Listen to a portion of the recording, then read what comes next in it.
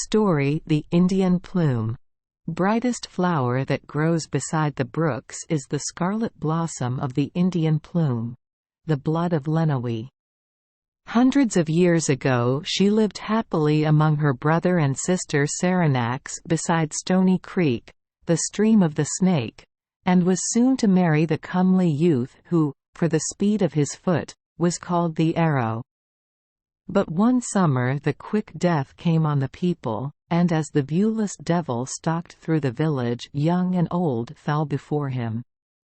The Arrow was the first to die. In vain the prophet smoked the great calumet. Its smoke ascending took no shape that he could read. In vain was the white dog killed to take aloft the people's sins. But at last the Great Spirit himself came down to the mountain called the Storm-Darer, splendid in lightning, awful in his thunder voice and robe of cloud. "My wrath is against you for your sins," he cried, "and naught but human blood will appease it." In the morning the prophet told his message, and all sat silent for a time. Then Lenawi entered the circle.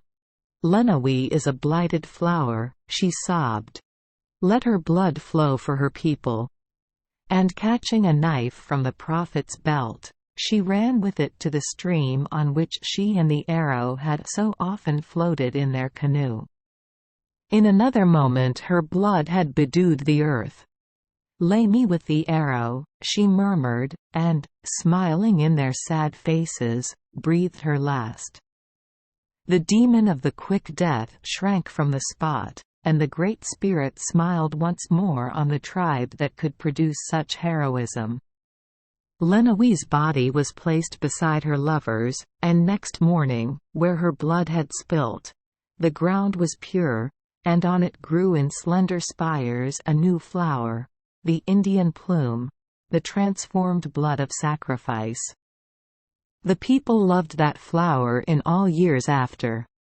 They decked their hair and dresses with it and made a feast in its honor. When parents taught their children the beauty of unselfishness, they used as its emblem a stalk of Indian plume. Thank you for joining us for today's fairy tale.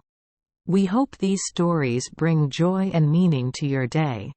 If you love our channel, please hit the subscribe button so you won't miss any exciting tales.